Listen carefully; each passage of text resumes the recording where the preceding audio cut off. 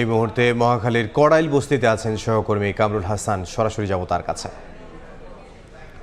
কামরুল, গতকাল ঠিক বিকেল ৫টার কিছু সময় পরে যে লাগা আগুন, সেই আগুনের ২৪ ঘন্টা পার হয়েছে। আর এই আগুন নিয়ন্ত্রণে আনতে প্রায় ১৬ ঘন্টা পার হয়েছে চেষ্টা করার পর ফায়ার সার্ভিস এবং স্থানীয়দের তৎপরতায় যে আগুন নিয়ন্ত্রণ করা গেছে। এখন যেটি জানাতে চাই, অবশিষ্ট যে বাকি আছে সেটি হচ্ছে ধ্বংসস্তূপ।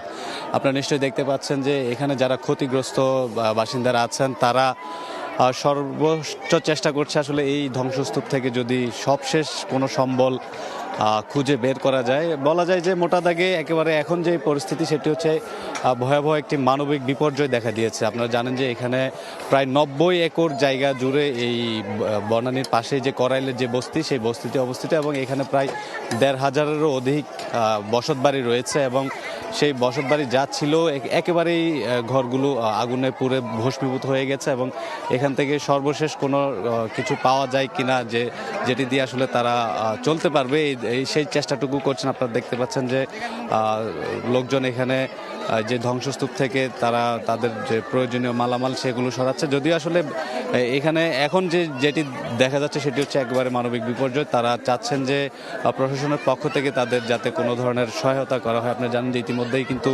নগরীতে শীত এসেছে। এখানে যারা এই ঘর ছাড়া যারা হয়েছেন তার আসলে যে আজকে রাতেই যে তারা কোথায় থাকবেন ঠিক এটিও আসলে তারা নিশ্চিতভাবে বলতে পারছে না। তারা মোটা দাগে দুটি জিনিসই প্রত্যাশা করছেন।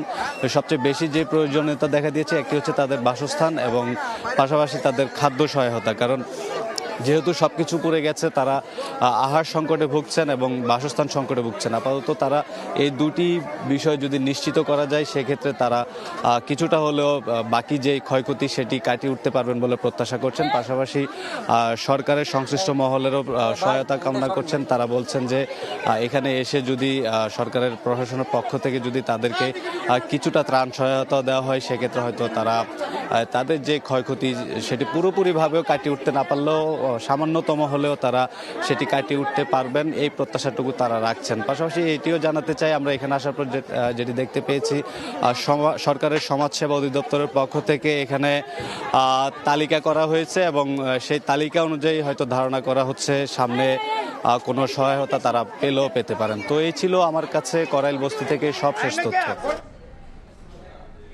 কামরুল হাসান রাজধানীর কড়াইল বস্তির সামনে থেকে।